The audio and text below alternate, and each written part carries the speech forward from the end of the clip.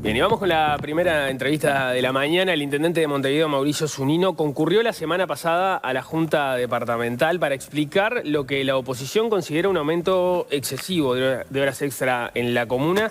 El llamado se dio luego de que el país informara sobre la autorización de más de 800.000 horas extras en el año 2023, lo que implicó un gasto de más de 10 millones de dólares para hablar sobre su comparecencia ante la Junta y otros temas de la gestión municipal y departamentales que recibimos al intendente de Montevideo, Mauricio Zunino. Zunino, bienvenido, ¿qué tal? Muchas gracias. Bien. Bienvenido. Bueno, gracias por estar. ¿Puedo hacer una aclaración? Sí, adelante. En realidad las horas extras están publicadas en la página de la Intendencia desde agosto del año pasado. Está bien. Es decir... no es información... No es información nueva. Ahí está, bien, bien. Vale la aclaración. Sobre el enfoque que le da la oposición departamental, ¿qué dice? Consideraciones generales sobre el monto de las horas extras, la cantidad que han insumido en este 2023 y la tendencia que señala la oposición ha venido en aumento y que, bueno, se confirmó en la Junta también en la comparecencia. Sí, a ver, hay un aumento con respecto a este periodo, pero los primeros 2 años prácticamente hubo muy poca, fundamentalmente vinculado al tema pandemia.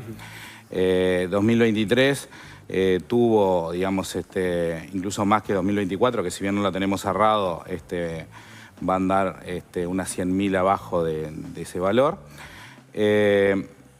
Entendemos primero que nada que hay que poner en contexto cuánto es las horas extras en relación a la cantidad de hora trabajada y en realidad la cantidad de monto salarial que representa para saber si es un problema o no en sí mismo. Y en realidad estamos hablando de un 2% de la totalidad del presupuesto, o sea que no tiene una magnitud que haga pensar que el tema de horas extra es un problema general. Hay un dato que es de 80 funcionarios con 107 horas extras mensuales, eso lo informaba la nota del País, y que incluso de esos 80 hubo 60 que estaban habilitados a hacer más horas extra. ¿Qué funcionarios son estos 80? ¿Por qué tantas horas extra para ellos? Hay una cuestión primero que vale distinguir, que todas las horas que aparecen ahí son horas de trabajadores departamentales, de las cuales hay unas 200.000 que corresponden a los municipios, que si bien son trabajadores departamentales, el sistema de aprobación es distinto por un sistema de autonomía que tienen los propios municipios. Por lo tanto, cuando vos hablas de 800, hay unas 600.000 que corresponden al núcleo central de intendencia y hay unas 200.000 que corresponden a municipios. Con características muy distintas entre los municipios. Hay municipios que usan muchas más horas extras y hay municipios que utilizan menos. En realidad sí, en realidad el que tiene más es el municipio E y el que tiene menos es el municipio CH. Eso depende un poco de las características. Ni siquiera puedes decir que son consideraciones estrictamente partidarias, porque el que usa más y el que usa menos son del mismo partido. Que además son de la oposición. Sí, de la oposición, pero quiero señalar esto porque en realidad también hay unos 48 funcionarios que son los que tienen destope permanente, que, digamos, supera el monto habilitado normalmente, que son 32 o 48 horas, dependiendo de la carga horaria que haga. Esos funcionarios, de los cuales 21 son de municipios, los otros son sí de la Intendencia, tienen, distintas asignaciones por distintos casos que puedan tenerse en esas particularidades. Estamos hablando en el caso de Intendencia, de 24 funcionarios en un total de 8.800. Y ahí hay distintas cosas por las cuales se pueden categorizar esos destopes. Hay destopes puntuales que generan por eventos particulares que requieren muchas horas en un periodo de tiempo determinado, pero después el funcionario no hace horas en el año. Ahí, sobre todo, el Departamento de Cultura es uno de los ejemplos más típicos. Con eventos fuertes en algunos momentos, los funcionarios van a destope, pero después en el resto del año no tienen horas significativas. Y esto tiene que ver con ciertas estacionalidades. Después hay otras cuestiones. Los funcionarios de deporte y recreación también en vacaciones de julio es un momento de zafra, hay algún pico de recursos financieros previo a la entrega de la rendición de cuentas. O sea, hay momentos que son picos para algunos departamentos, diciembre para el caso de limpieza, o sea, donde se refuerza tareas o trabajo con un sistema de horas extra. Y se hace eso fundamentalmente porque la acción no justificaría un esquema permanente. Para eso está pensado también la dinámica de hora extra. Está pensado para tareas extraordinarias que se dan en determinados picos de tiempo, pero no hacen una justificación de permanencia. La oposición departamental también había facilitado otros datos, como casos en los que se habilitaron hasta 180 horas de trabajo mensual, fueron para 4 funcionarios de la División de Seguridad y Convivencia. Esto significa 9 horas diarias extras, además de las horas reglamentarias de la jornada laboral. Ojo, O sea, jornadas entre 15 y 17 horas. El stop implica lo que está habilitado a hacer, no lo que efectivamente se hizo. Claro, pero es raro habilitar a alguien a hacer, si ya tiene 6 horas de trabajo. Sí, los funcionarios de convivencia trabajan sábados y domingos también, o sea, es un régimen de 7. Ajá. No es, hay servicio del... A ver, uno está acostumbrado a pensar la lógica del servicio de intendencia en el sistema más burocrático administrativo de lunes a viernes de 10 a 4, pero en realidad hay muchísimos servicios que trabajan todos los días. En realidad, si vos mirás, hay funciones de la intendencia todos los días, las 24 horas. Igual estos casos de 180 horas, por la cantidad de horas, llaman la atención. Se fue a ver cuáles eran y si estaban bien. Sí, pero en realidad no hay, ya te digo, son casos puntuales que se dieron y no todos llegan al nivel de stop, no todos llegan al nivel de horas que se pidió el destope. Hay 2 casos complejos que están en el municipio E, que son los que llegan todos los meses. Pero en realidad corresponde al municipio y tendrá que ser, en realidad hay un llamado de la Junta, creo que para esta semana, para el alcalde del municipio E, que se había llamado y no fue, que tendrá que responder por esos casos particulares, que son los que están planteados como, digamos, los 2 funcionarios que tienen mayor cantidad de horas extras. Y esto, otra de los reclamos que planteaba la oposición, o que se lo escuchó decir por lo menos al ex candidato Martín Lema, era que se adjudicaban durante años y de manera discrecional. No, hay un procedimiento. La hora extra tiene 2 características, una la necesidad de servicio y otra la voluntad del funcionario. Es decir, la hora extra no implica una obligación, implica una voluntad. Muchas veces nos pasa que no todos los funcionarios tienen voluntad de horas extras, primero porque pueden tener otro trabajo, otras disposiciones, otras cosas.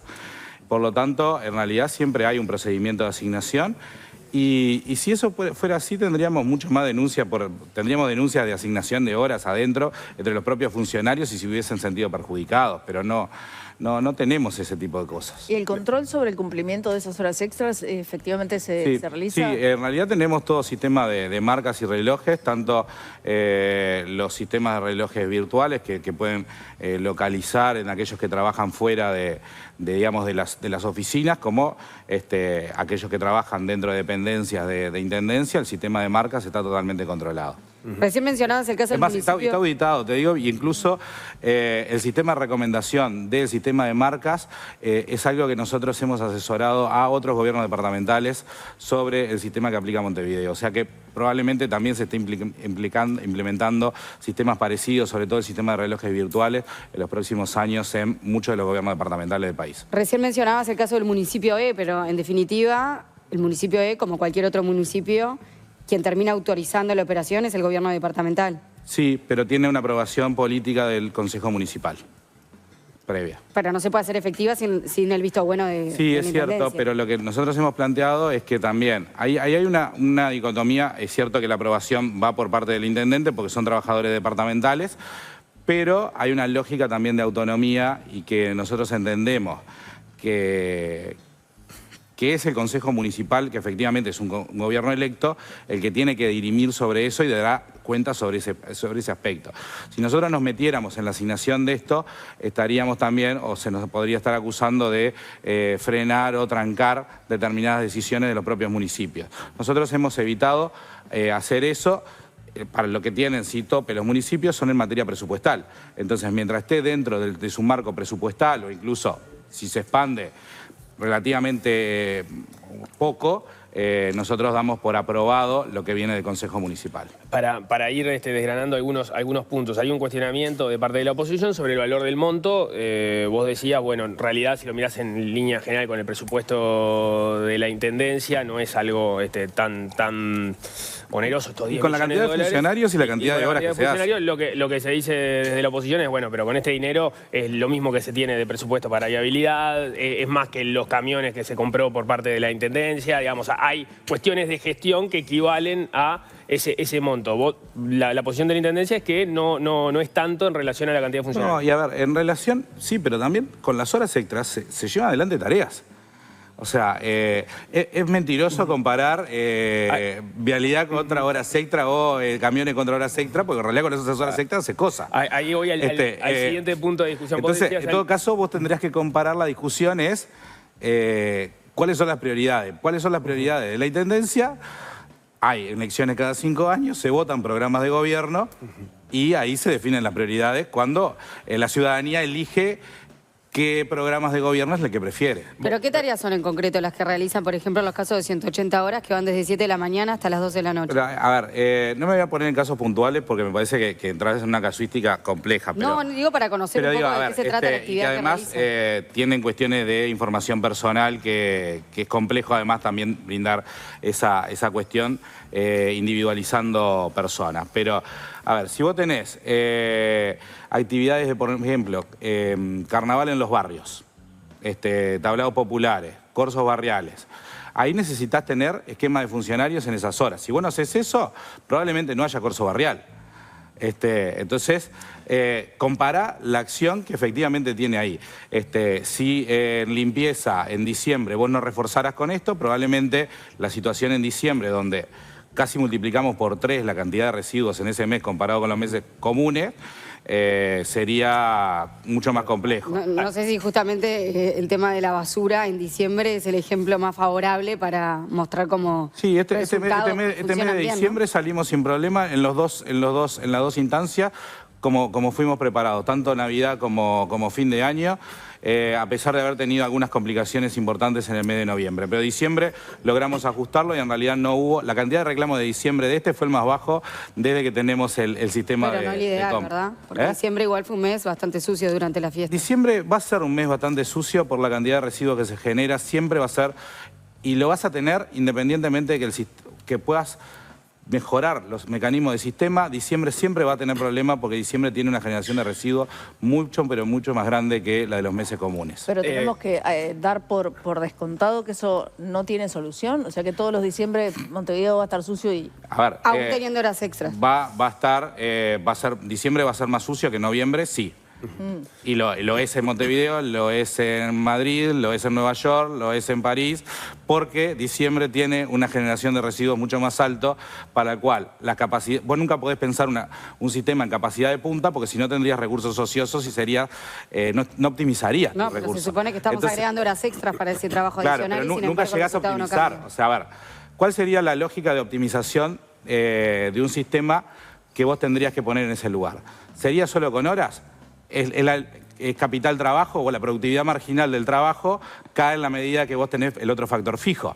Es micro 1 básica, digamos. Entonces, vos tendrías que pensar un nuevo plan de optimización del sistema de cómo vincular esos factores productivos en esa situación. Y por lo tanto, tenés dos factores productivos, capital y trabajo. Pero no complejicemos el análisis. Dame un segundo para terminar esto. En diciembre, porque tenemos la misma escenario los 11 otros meses del año. A ver, la cuestión de limpieza tiene sus complejidades a lo largo de todo el año.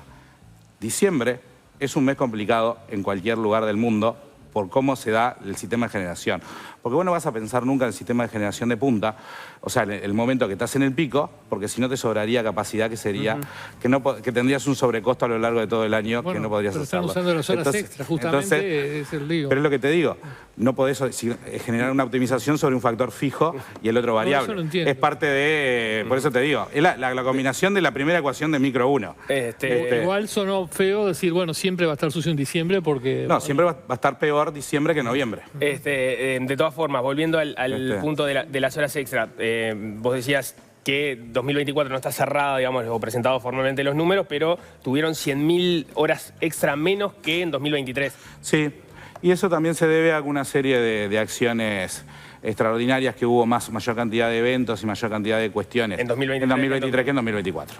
Digamos, Bajo, pero hay bajo una- la gestión de la Carolina hoy Cose. vicepresidenta Carolina Cose. Bueno, sí, porque se optó por no hacer algunas cosas, sobre todo algunos eventos masivos y algunas cuestiones que existieron en el 2023 no estaban previstos para 2024, y eso obviamente cada vez que se hacen eventos extraordinarios, esos necesitan horas para poder llevarse Pero adelante. esas 100.000 horas de más del 2023 respecto a 2024 se explican... Sí, son un 13%, por es un espectáculo 13% la caída. Ahí está, pero hubo una definición de tu gestión hacia el 2024 de reducir las horas extras. No, en realidad una no, mirada similar, ¿o? estuvo pensado en qué cosas íbamos a hacer en el 2024.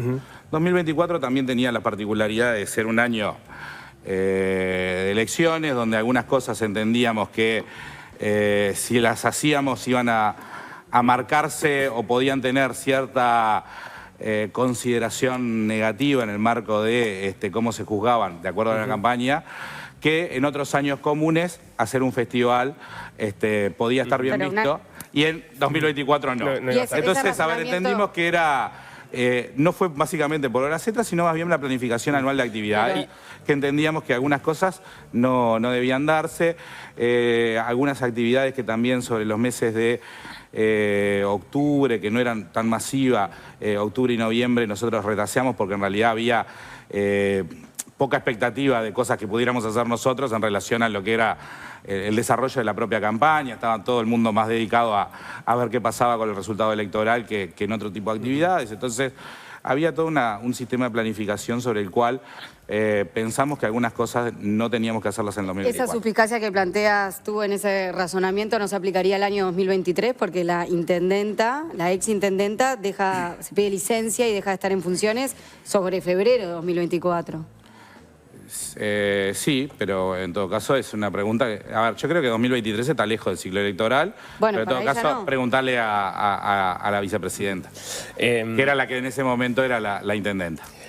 Otro cuestionamiento respecto al tema horas extras es que hay algunos casos de, incluso en estos montos grandes de habilitaciones de hasta 180 horas, donde las habilitaciones se dan de manera reiterativa, lo cual deja la duda de si no hay un problema de planificación para decir, bueno, acá en realidad si tengo que habilitarle 180 horas extras a un funcionario de manera consuetudinaria, no deberíamos solucionarlo con horas de otros trabajadores que no sean horas extras y que por lo tanto sea más barato y eficiente. Sí, se ha planteado, pero estás hablando de 45 casos, de los cuales 21 son de municipios y 24 son de la intendencia. Sí, digamos, de 45 casos son los de los 180 horas. No, tengo son los que entendido están más de 90 son como 100, ¿no? son los que tienen de estope todos los meses.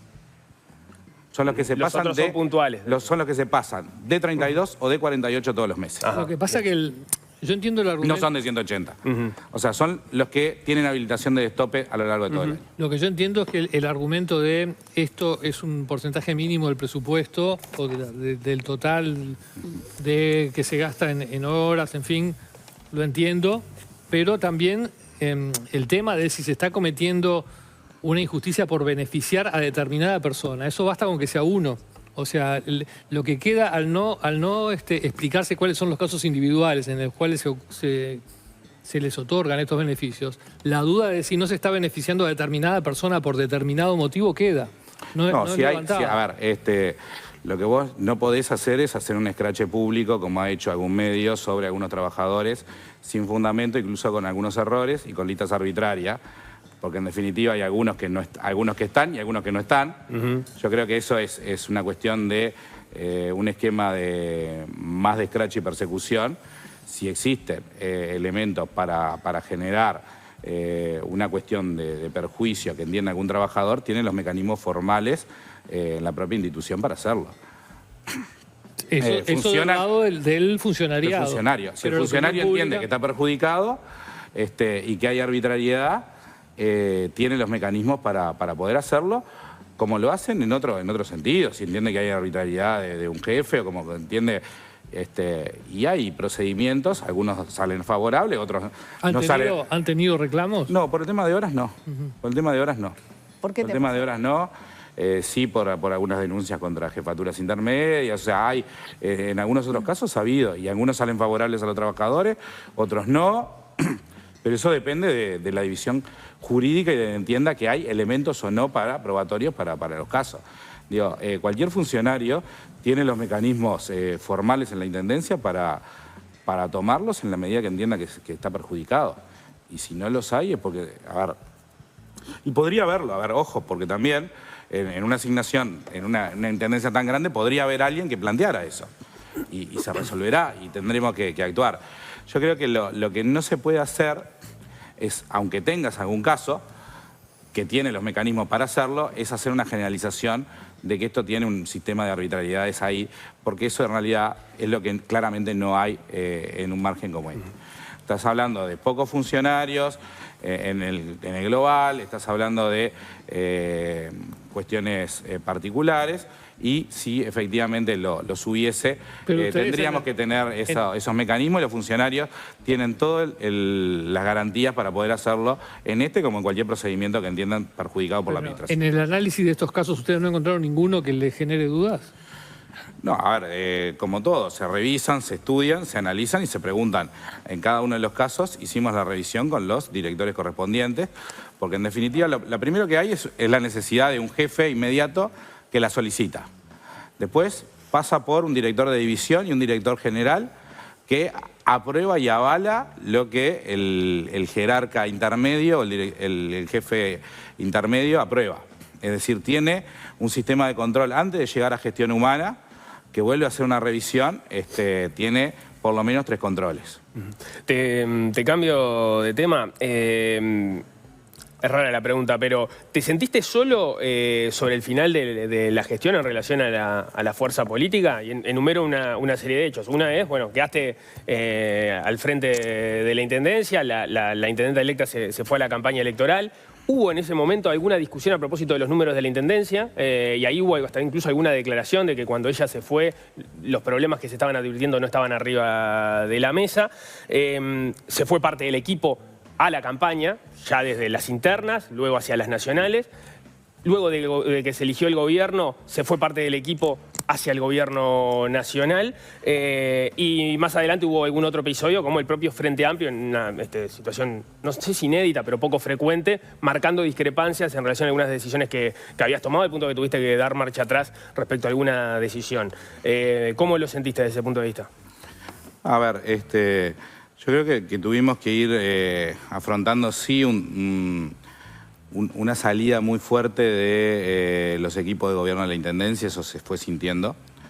Era claro que, o era probable que pudiera pasar, pero efectivamente lo sentimos bastante en el tema de que vos tenías una lógica, una dinámica, equipos trabajando, equipos funcionando, y sobre todo enero o febrero, más que nada febrero, y cuando empezaron las designaciones de gobierno nacional, una salida muy fuerte de todo lo que era el equipo de gobierno. En realidad, del entorno del gabinete, más de la mitad fue sustituido en ese periodo, y obviamente eso implica también readecuar y que haya compañeras y compañeros nuevos que tengan que asumir responsabilidades en el cierre.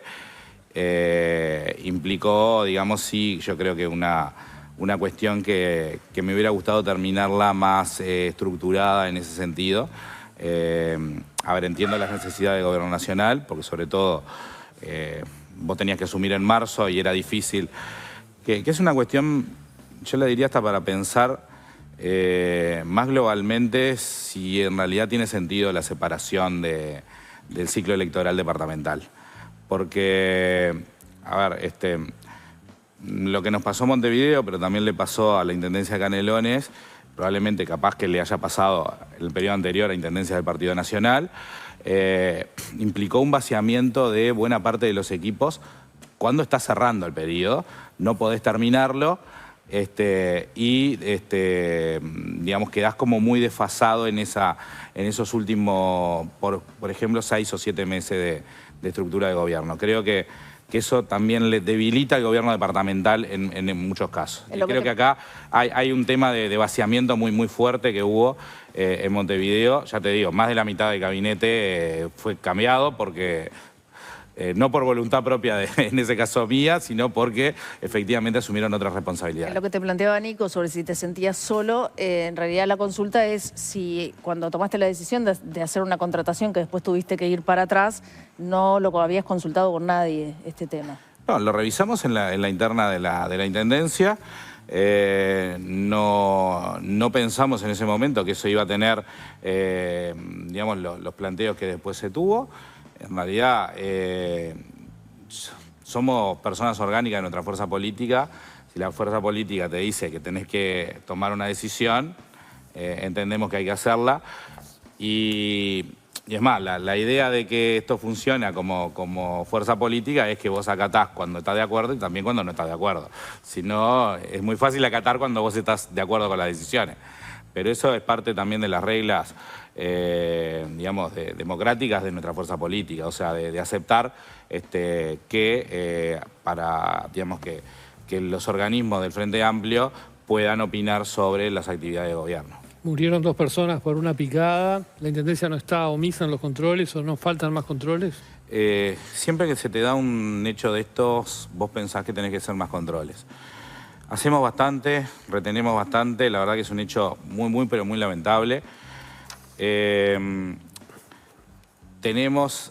un sistema complejo por la movilidad que tiene. Vos detectás en algún lado y ese foco lo frenás, pero el foco de la picada se te mueve a 10 cuadras. Estamos tratando de trabajarlo eso también con el Ministerio del Interior. Es un tema que nos preocupa mucho, tenemos denuncias todas las semanas de eso, de la ciudadanía. Nosotros actuamos ante denuncia, pero como te digo, algunas las detectamos, otras se mueven rápido y no llegás. O sea, hay sistema de control permanente, sobre todo los fines de semana de inspectores, porque es sobre todo fines de semana donde más se dan el sistema de picada. En algunos lugares pusimos sistemas de lomo de burro para evitar, digamos, las velocidades. Seguí siempre tratando de hacer cosas, pero obviamente